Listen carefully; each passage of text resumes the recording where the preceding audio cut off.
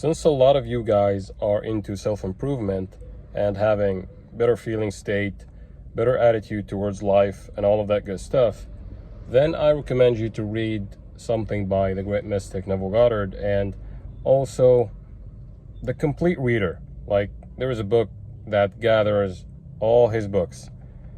It's called The Complete Reader, I believe. But specifically, there is a book in there called Awakened Imagination. This book is something else. This book is amazing. I think I listened to the audiobook about a few months ago, and it didn't click at all. But when I read it, like maybe a couple of days ago, and I'm reading it for the second time now, it really makes sense that you should read it, because it stresses on the idea that you should watch your inner conversations. What are you talking to yourself about? What are you saying to yourself internally? Because this will be externalized one way or another. You know, when you are beefing with somebody in your head and all of a sudden there is something that happens on the outer world and the beef becomes real. It all begins in the mind, in your inner talking. So this is something that you can utilize.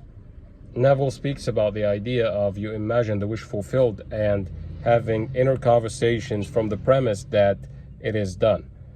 This is something that all the great people and all the great successful, figures talked about, like Kobe Bryant, like maybe all the greats. I don't want to drop names just for the sake of it.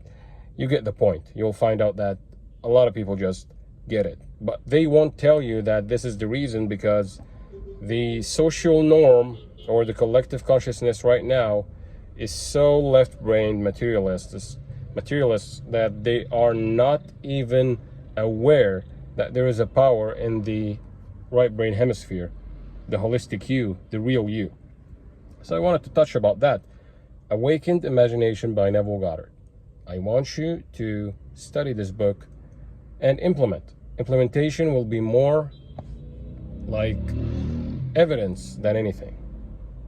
It will become the most extraordinary thing that you will ever experience when you are testing these things. And don't tell anybody about the idea that, hey, you tried this for that long. Every single moment you are a new person. When you come to this realization, and you come to realization that imagination creates reality, as far off as it seems, believe me, the people that are in control knows about it. They knows about your frequencies, about your moods, about everything, your emotions, especially your emotions, because your emotion is so important to the point that Dr. Hawkins made a complete table about it, and love and enlightenment is at the top of the chart. What is enlightenment? Many people say that it's authenticity. So start with gratitude, then love, then enlightenment, or being authentic, and just know that this world that we thought we know about, most of the people are in denial because they don't know about it. Other people are students, and that's okay. We're all students in this game. But once we remember who we are internally, God is within and without. God is everywhere. God is everything. Once you realize that, and you realize that imagination shapes reality in a way that you do not know, like you just see the end and you don't even bother thinking about the means that you will get there. You are already there. The great mystic Neville Goddard talked about his teacher, Abdullah, and his teacher told him, you are in Barbados. Neville wanted to go to Barbados, and he told him, you are in Barbados. So you see Barbados, you sleep as if you are in Barbados. So when he's walking in New York City, he's seeing all these tall buildings. In his mind, he's seeing the buildings of Barbados, 2 or 3 floors max.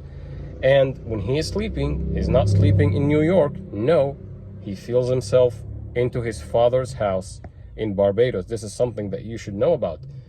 When you are there in your imagination, this is the real you.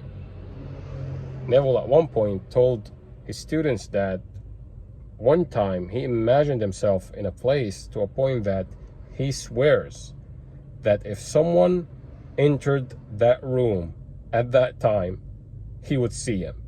This is how powerful he developed his spiritual senses. But the key point here is just the feeling of it.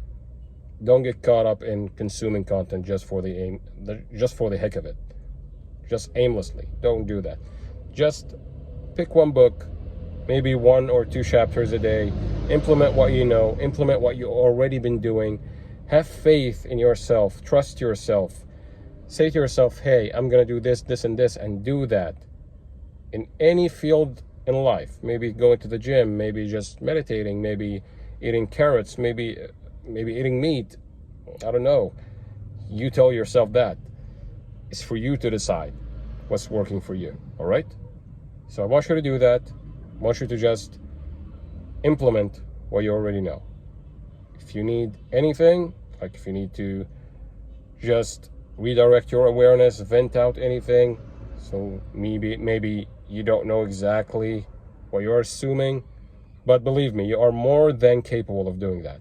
But if for some reason you want to invest money to convince yourself that you invested money, so you should do that, all the people got mentors along the way. I even paid someone at some point to have a conversation with him. And he told me what I already knew, but he added certain things that I was like not aware of, blind spots. So if you are willing to do that, all the info is in the description. Also the ebook with all the technicalities of brainwaves and why you should be relaxed and all of that is in the description box. And I want you to implement what you just heard today.